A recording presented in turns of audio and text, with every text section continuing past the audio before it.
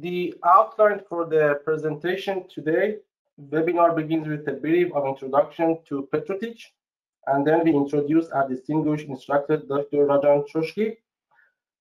Next, we follow and listen to the webinar lecture, which lasts about 40 to 45 minutes, and then short information and introduction to the course related to this webinar will be given, and finally we will have Q&A session for approximately about 15 to 20 minutes. Petro-Teach is a global provider of high-quality training solutions to the energy sector. Currently, we are providing more than 200 training courses by up to 60 distinguished instructors with high track record from both academia and industry. Our training styles include public and in-house courses. Due to the COVID-19 pandemic, Petro-Teach was more focused on the distance learning during the last 2 years. However, we are happy to inform that we have resumed our face-to-face courses in different locations for this year, and hopefully we will continue for the next year as well. This is, in fact, we are basically also keeping the virtual-led instructor possibility option for our participants. For more information, please visit our website www.petro-teach.com and download the course catalog. You may also follow us in social media such as LinkedIn, YouTube, Instagram, and Facebook. For those you are interested to watch the other webinars on the interesting topics, you may also visit our YouTube channel and watch the previous webinars which have been run by PetroTeach. The event today is a part of webinar campaign that PetroTeach is offering during this year, and Dr. Chokshi, who is an expert in the area of artificial lift and production optimization, will talk about data analytics workflows for the artificial lift. So we welcome Dr. Chokshi and happy that he can join us today. He has over 35 years experience in petroleum engineering and software technologies. His background is with a national oil company, research consortium, consulting and software firms, and a global service company in various roles. He has been working as an engineer, software developer, project manager, trainer, consultant, and senior business leader. He is a subject matter expert in artificial lift, well performance, multi-phase metering, and real-time production optimization. Dr. Chokshi has published over 15 SP papers and developed 2 US patents. His current work is focused on a variety of use cases like failure prediction, virtual flow rate determination, wellhead integrity surveillance, corrosion, equipment in maintenance, and DSD-DAS interpretation. He has been teaching the artificial lift topics for graduate courses at multiple universities. He has delivered and held various workshops for professionals across the industry and globe in the area of the artificial lift, also for SP members and also the company's staff. He is the SP's distinguished lecturer for the sections 1516 and 1819 in the discipline of artificial lift and digital oil field. Dr. Chokshi has been also volunteer on various SP committees. He has served in production and facilities, awards and recognition, forum series implementation, applied data science, and digital engineering curriculum. Today, Dr. Chokshi will share with us his intimate knowledge of the artificial lift and production optimization. Indeed, we will receive the latest updates on the application and workflows on data analytics for the artificial lift and production optimization. So let me move to presentation. I want to remind you that you can post your questions using the same chat box introduced at the beginning. At the Q&A session after the lecture, they will be answered. So I'm going to give the floor and talk to Dr. Chokshi to address his presentation. Here you are, Rajan. Let me make you your presenter. Okay, good day, everyone. I believe I still need to be a presenter. I do not see that button. Okay. I think it's coming to you just as a... Yes. Yeah. So let me make sure that I'm showing the correct screen.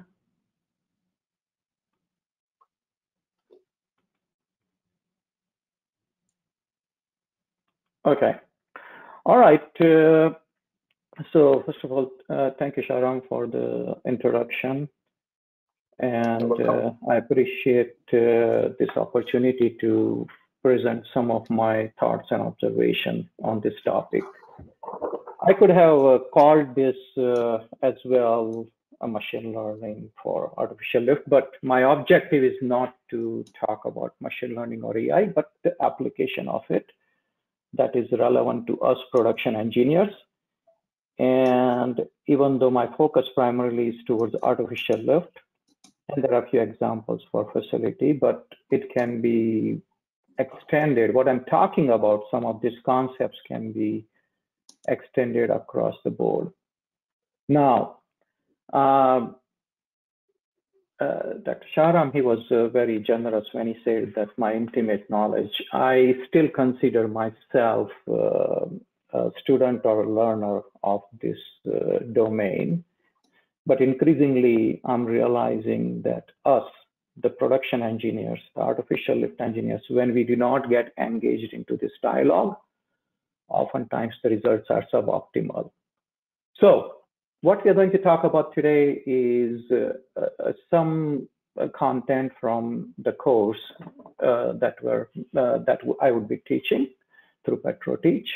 And in this particular presentation, it is going to be about what is the data landscape.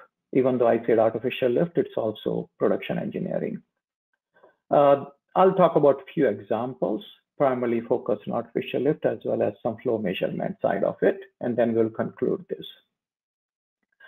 Please do post your questions as instructed earlier, and we'll try to address as many as possible. So if you are an operations person, if you are a production engineer, if you are a facilities engineer, process engineer, zoo engineer, what type of questions do come up in your day-to-day operations? And all of those questions related to, okay, is my system running? Are my wells running? Is any of the system going to go down if you're a field operator?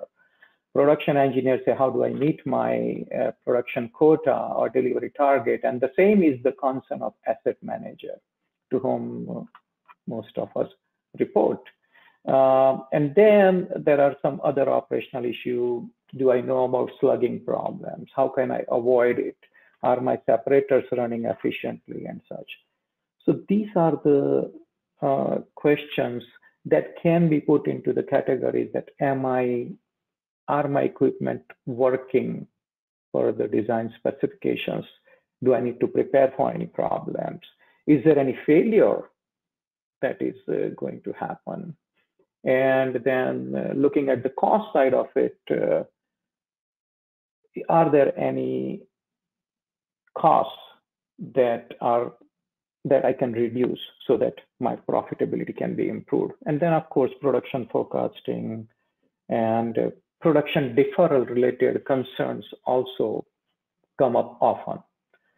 And lately and increasingly, all of us are focusing more on the environmental ESG goals are becoming, environmental sustainability goals are becoming of paramount importance, and the safety that has been our #1 concern.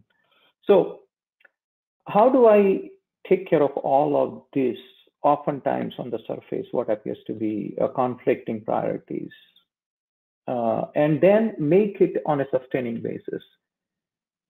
And addressing all of these questions, concerns, practice-related issues have been at the top of the industry's mind. And that's why people have been talking about digital transformation. Now, digital transformation is being talked about outside of oil and gas also, but now with the digital oil field, and this is not now thing, this has been going on for at least, I've been involved for more than 12, 13 years. We have been talking about digital oil field. We have been talking about what type of benefits we'll get, what type of improvements we'll get. And if you go and look at SPE's JPT, there are whole sections devoted to the digital oil field and such. And everybody is chomping at bits, so to speak, to understand what is this digital transformation, what is the role of machine learning, what is the role of artificial intelligence into all of this. And rightfully so, because companies are making lots of investment. We are also making lots of public pronouncements related to that. And the entire world is moving towards the digital transformation, so we should not be left behind. So in today's talk, my attempt is to walk you through some of the use cases that are in the public domain, SPE papers and such. However, in the training course, we'll be doing some hands-on exercises with some data sets that I have captured either from the public domain or from my private practices and such. So this is not a training, we're talking about more like a workshop. But in today's webinar, I'm going to present some of my observations, and hopefully that will give you a flavor of what this training is all about. So when we go to the digital oil field and how it has been progressing, the first thing first, we have to have surveillance, monitoring, diagnostics, just meaning we have to have some sensors, whether on the surface, downhole, we need to have some kind of communication mechanism, and we need to have some kind of analysis. And this is what industry has been doing for many, many, many years. I would say many decades, even in some cases, whereby we are becoming familiar with SCADA, we are becoming comfortable, and now we are moving more and more towards the next phase, analysis, understanding the things in real time, which is not easy problem, because based on this analysis, we can decide what type of workflows will lead to the decision. That is what is being dictated, and then act upon those from the centralized control point. The next evolution or progression would be optimization and intervention and control in real time. This is still, we are somewhat away from that goal, but we need to have the building blocks in place. And the true digital oil field, true digital transformation will come when we'll have some prescriptive elements also implemented, even though there is you'll come across quite a few marketing literature about these capabilities being made available from various companies. In practice, the progress has been somewhat patchy, in my opinion. And then AI machine learning based on innovative approaches where we have autonomous operations and such, that itself can have its own webinar. But my point in this is that once we have some of this data coming in, we have to figure out this analysis side of it. So today's presentation is all about what are the workflows, what are the analysis, and analytics can be thought of or spoken of in multiple ways. Traditionally, we have been using some of the what is called physics-based approaches, meaning engineering equation, deterministic approaches to understand what is happening. Now with the machine learning and AI, there are some additional avenues available. Now, before I go further, we need to understand the role of subject matter expert, which most of us are in this audience, and the role of data scientists. And these are the new group of teams that are being added into the mix to address this digital transformation. So as a subject matter experts, we understand the domain, what is production engineering, what is artificial lift, what is separation technologies. And we know how this equipment work, how the tools work. We also have idea about what data is available, which data is important, whether the data is good or not. And so essentially we are representing we are representing the end user, or we are the voice of the customer. On the other hand, data scientists, their focus is on what data streams are coming in. They know the workflows and mechanisms related to AI and machine learning. They understand what models are available, how these different processes work, and how good is the model. So we have to understand this major differences. When we conflict these two roles, that is where often the trouble happens. So moving forward, my goal here is not to teach you about machine learning and AI. If you want to become data science expert or data scientist, then there are plenty of resources available in the public domain from the private institutes. Coursera is a good place to start with.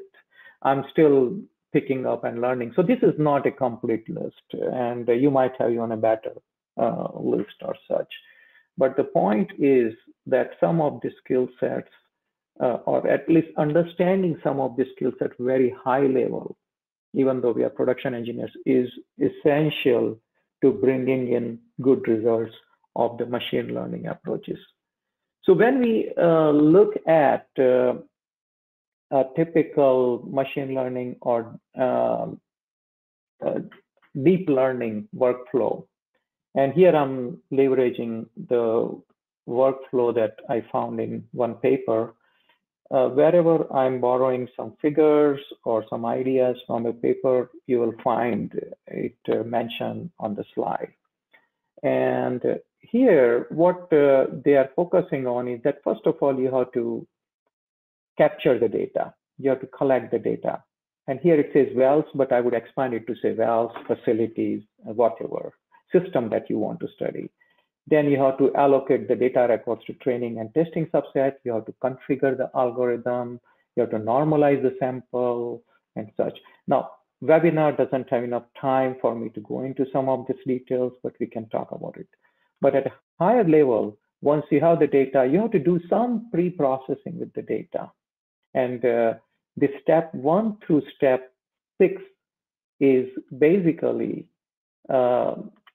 focused on that. And what I'm highlighting here with the red marker is where we have to be, we meaning the production engineers, artificial lift engineers, facility engineers, need to be involved into it. Our job should not be just handing over the data to the data scientists and move on. And then when you look at what I have marked here in blue, is where pure the data scientist domain comes in, where they work with the different models and such. So we have to understand what they are going to do with our data in order to provide them right guidance, because they would not understand our equipment, as I mentioned earlier. They would not understand where from the data is coming, how good the data is and such. And that's where we cannot give away that responsibility. So now with that, let me briefly touch upon what are the data landscape that we work with. Here, as Said Mubarak in this graphic says, that typically in the production space, like which is represented by ESP, you're talking about the data loops are very fast. The cycle times can be in seconds or minutes and hours, because your data is pumping in from the devices and machines. And then since you are in the operation, when you are in the workspace of well and field optimization, then you have to make a very quick decision, meaning you have to have a very fast loop between data and action, data analysis action, as compared to the production activities or production workflows. When you go into geosciences and reservoir workflows, typically they are focused more on months and years.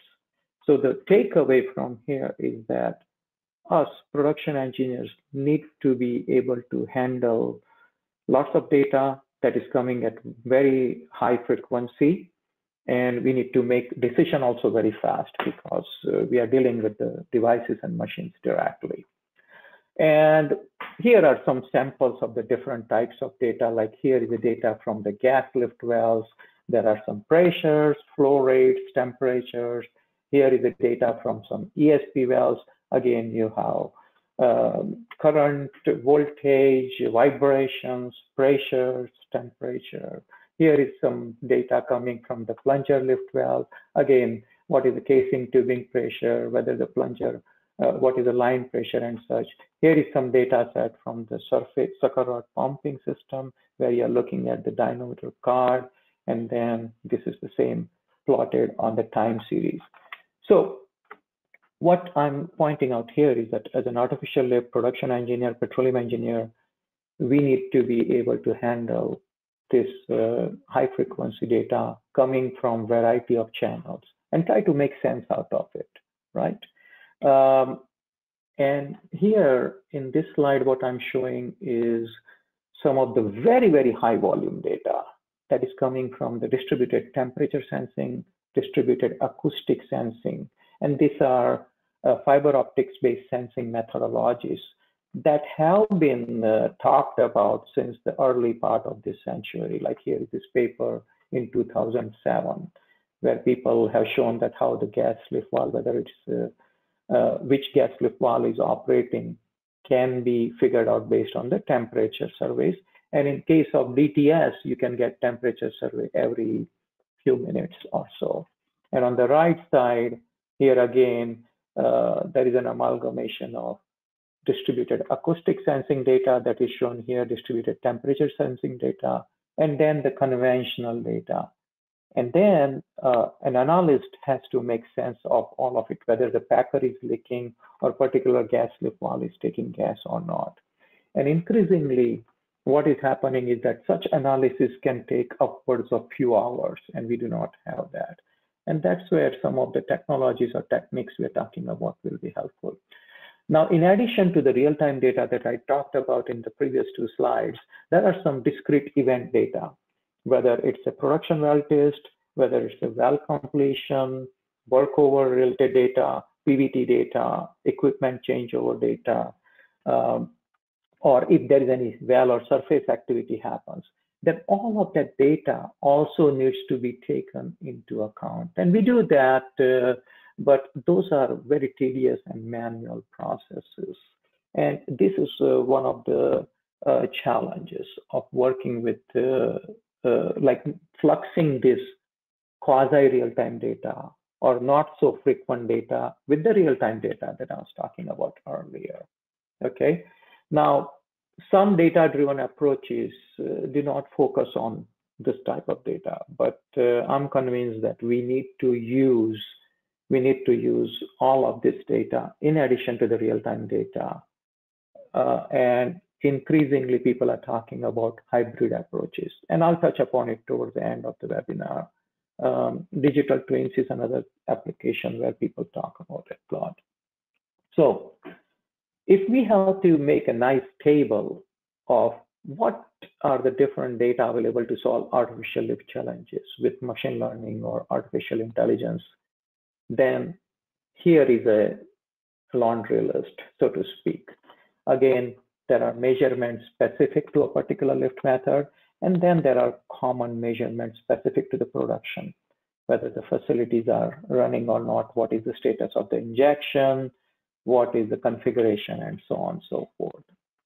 So in addition to some of this data, sometimes we also get some downhole gauge data. Increasingly, we are getting downhole gauge data also.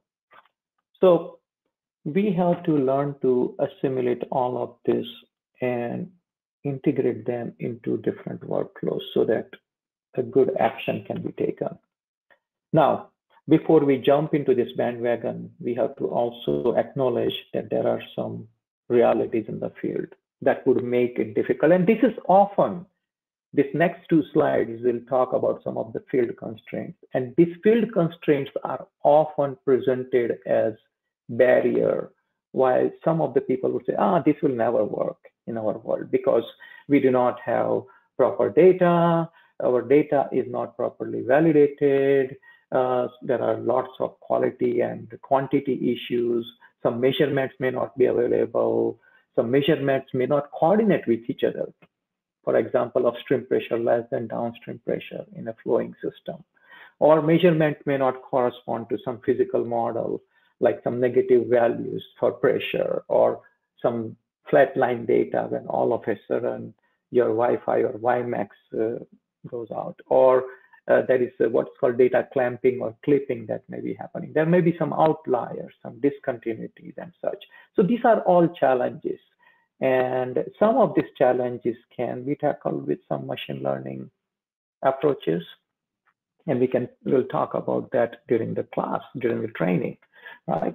There are other challenges also. We have older field structure, some of the analog gauges, the data, somebody has to go and physically capture that data. There may be some communication issues in particularly the mature fields where the capital intensity may not be available to implement the newer digital infrastructure. Then the data format, we may have lots of data, but they may be non-digital. And I've seen quite a few companies now getting into that business of converting non-digital data into digital format, precisely to enable this digital transformation. We may not have information available for some time intervals. We may have some malfunctioning measurement devices, and then there may be some human errors. So we do have lots of challenges. I'm not denying that. However, we have to move forward and work. Now, there is one more thing also we have to identify and acknowledge, and that when you have incomplete data, then you tend to introduce bias in the machine learning or artificial intelligence models. And what here is a very good example, that if you train your machine learning model with the shoe, and all the time you keep on feeding the image of sneaker, and this is a visual representation. So if you keep on feeding the visual image of shoes, and then when you send it the visual image of a hill or the sandals like this, then it will not be able to identify that as a type of shoe. So similarly, coming to our situation, if we keep on developing the model using, let's say, conventional wells and then try to apply it to unconventional well, then there may be some challenges. It may not apply.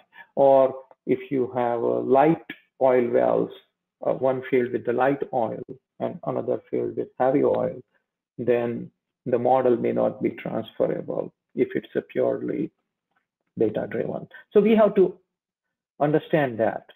And this applies not only to the machine learning-based model. This used to apply to what we call physics-based models also. Oftentimes, argument was being made that, hey, your physics-based model was developed in laboratory with smaller size tubing, with air-water system, how that would apply to my situation. And we had come up with some nifty solutions. And I believe the answer is here also the same. And I'll touch upon that towards the end of this webinar. Okay, one more thing. Oftentimes, particularly for the people who are not very well familiar with machine learning or AI projects, they think that machine learning is such a big deal. But if you look at this, machine learning related code is a very, very small part of the entire infrastructure or entire system. And this picture I have taken from Google. And what they are showing is that in the middle of this, what is called machine learning code. But if you take a bigger picture view, you have so many other building blocks. And related to these other blocks, the size of this machine learning code or AI code is very, very small. So we have to be aware that there are many other pieces that needs to be paid attention to. Now, we as a petroleum engineers, production engineers will not be involved in all of these phases, but being aware of this fact can help us becoming more effective when we work on this digital transformation projects. And oftentimes not paying attention to some of this, especially if you're a project leader or if you are a significant stakeholder in a digital transformation project, then not paying attention to some of this will lead to suboptimal or in worst case negative results. So let me give you one more very high level view of what is a typical machine learning or AI cycle look like. Like here you see there are several stakeholders, and I would identify all of us who are attending this in this group. People who are working in the field, who are petroleum engineers, who are operators and such. And then there are people with money, the decision makers. And then there are some, they provide the resources, right? So once this group identifies the business need and then given go ahead, then the data preparation phase start. That is where some analyst would, that is where the analyst would enter the picture.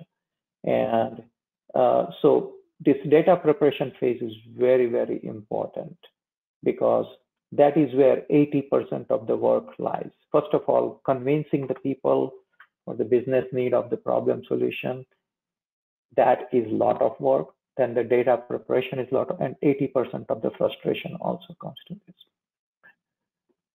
And in this particular activity, we are talking about acquisition, exploratory analysis, pre-processing, labeling and splitting and such, right? So when after the data preparation comes the model development, and this is where most of the data analysts and data scientists would be involved, where they would make what is called feature engineering. They would develop some features. They would train the models. They will experiment with the different models, evaluate them, compare them against the data provided. And once there is a reasonable model being developed, which is ready, then what is called production phase, meaning the model is being served. That is where some IT folks, computer science people, the people who are focused on the computing resources would come in. They will set up the runtime environment. They will scale the model so that it can handle the real-time data that is coming in at much higher velocity and variety. They will also perform some QA, logging and alerting. So this is the domain of computer science and IT. Then comes the retraining. Once the model is into practice, then we have to check whether the model is working as we wanted it or not, and then whether there is any performance drift and such. So if you see people here identified in the red hat, or the whole group identified as red, which is what I consider production community, they get involved in the most important, this 3 out of 5 phases. And that's why I have put together this class. That's why I'm talking about this topic. I'm very passionate about for the last several years. Okay, so now showing you some of the data landscape, giving you very high level overview of what are the processes and such. Now let's look at some of the problems that are being addressed. I'm going to address 3 specific problems: anomaly detection, failure prediction, and virtual flow metering. So anomaly detection is basically trying to figure out whether something is out of ordinary, discover deviation, right? And deviation could be process upset, there could be some failure, some defect, and basically comparing what is a normal data versus the data when there is some abnormality. Okay, so here is one example from the SPE 197626, where authors have used distributed temperature sensing data to detect anomaly in gas lifted valve, and particularly whether a particular gas lift valve is open or closed. As we know that we have used temperature surveys, but here we are talking about in situ real-time temperature survey. There is one survey coming every few minutes or so. And these authors, they have used basically DTS data and variety of methodologies as are shown here. I will highlight a little bit by using feature extraction, unsupervised learning, and then supervised learning with support vector machines and such. Again, my goal in this course is not to make you familiar with this, make you expert in unsupervised learning, supervised learning, but how it applies in our situation. So I would be focusing more on that. So here, and again, is this the only method? No, because you will have different data set and your situation will be different, and you'll have to develop your own model. But this is one pathway how they have done it. Now let me show you another example. This is ESP anomaly detection. Again, in case of ESP, as you can see, there are multiple sensors, downhole sensors and such, and they are analyzing this incoming sensors data to figure out whether there is a insufficient lift or there is a gas interference happening or not. And then they have used some of the methodology. As you can see here, they are doing some clustering in order to figure out which part, when a particular ESP or particular valve that is on the ESP is deviating towards abnormal behavior, which may lead to some failure. Another example, failure prediction. This is a topic that has been talked about a lot. And this SP paper 197806 from Oman addresses what type of data did they use, static data, dynamic data, calculated data, and they use supervised learning approach based on the random forest-based classifiers, right? And after doing all of that, they said that, okay, they captured about 58% of the valve failure and 67% of the pump failure, while keeping the false alarm negligible. And that part is very important, keeping the false alarm negligible. On surface, people will say, so what? They just identified 6 out of 10. So 6 out of 10 is a good beginning, in my opinion. And still, there's a lot of ground that needs to be covered. But keeping this false alarm negligible is a big part of it. And they scored a high precision of 89% and 76% accuracy and such. So we are not going to focus on a particular paper and try to critique it or such. We're going to study how different people have tried to address what type of problem, so that you can go back to your workspace and see that, okay, look what we can address, what we have available. So I'll make you aware of what type of data you'll need, how you can start your exploratory analysis. And there will be some small snippets, and you'll be surprised with some of these libraries like scikit-learn or Keras and such. And by the way, I'm not throwing out this term to impress you with my knowledge, but what I am impressed by is that with the few lines of code, you can test your hypothesis. You can test a model very quickly. And that's the beauty of some of these approaches. Here is another example. I believe this is from Bahrain, where they looked at something like 36,000 cards from over 300 beam pumps. And they came up with some gradient boosted decision tree model to achieve almost 100% accuracy with even distribution of error. And all they were trying to figure out was that whether the particular card is showing normal or is it showing fluid pound and some other conditions, right? So this is another example. In the class, we'll have our own data set and we'll try to develop a model and try to replicate some of these approaches, okay? This is another interesting virtual flow meter application where we are trying to figure out how much a well is producing based on just some pressure measurement. And as you can imagine, this can be very useful virtual flow meter because we do not know how much a well is producing until we test the well.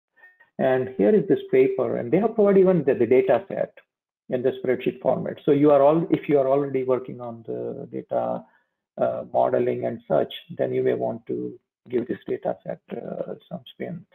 So in the class, we will look at this data set and we'll try to develop some models and see, and there is some other data set that I also have, which we'll try to model. So what here, just to show you what these particular authors have done, is that they have tried to fit the traditional, what is called physics-based model, like Gilbert, Baxendale, Ross, Achong, Pilevari models. And then they tried to use some of this machine learning and deep learning method. Like here, you can see that decision tree, random forest, the neural network, deep learning, and support vector machine and such. And what they found is that the deep learning gives the smallest root mean square error. And all of this machine learning method gave much smaller error compared to the traditional method, right? So this is one application, one particular paper that shows how the traditional approaches can be improved upon using the machine learning approaches.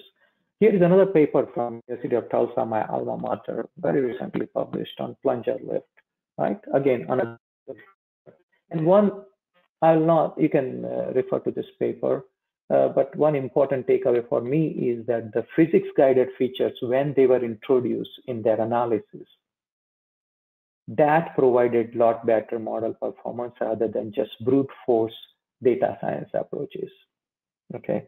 Another takeaway was that more training data helps evolve model into better prediction performance. And you can say that, yeah, that makes sense. But oftentimes when we are working on these projects, that is overlooked. So again, I'm not going to go into these figures, but in the class, we'll have enough time to talk about some of this, right? So this is where I want to bring up the topic of whether physics-based or machine learning. And I'm borrowing this figure from Dr. Johan Hendrickson's paper that was presented just earlier this month in OTC, where traditionally we have used the physics-based model and now the machine learning. So oftentimes people say that should I go this way or that way? And the answer, which I like that Johan provided, is that you can use hybrid modeling. You do not have to do or approach. So we can mix the physics and machine learning. And the same conclusion was from that Tulsa's paper that I talked about a couple of slides ago. So in hybrid approach, basically you are taking some of the physics-based models and use them as features as you're developing your machine learning. And this one particular use case that Johan has presented in his paper is that a typical measurements here, they are using physics-based model to support the machine learning, because machine learning uses whatever data is available. And what they're saying is that the data available is within this red boundary. But we know that the entire process can operate within this rectangle or square, right? So how do you get the measurement which filled up so that our machine learning works better? So they use physics-based approach to get these measurements, right?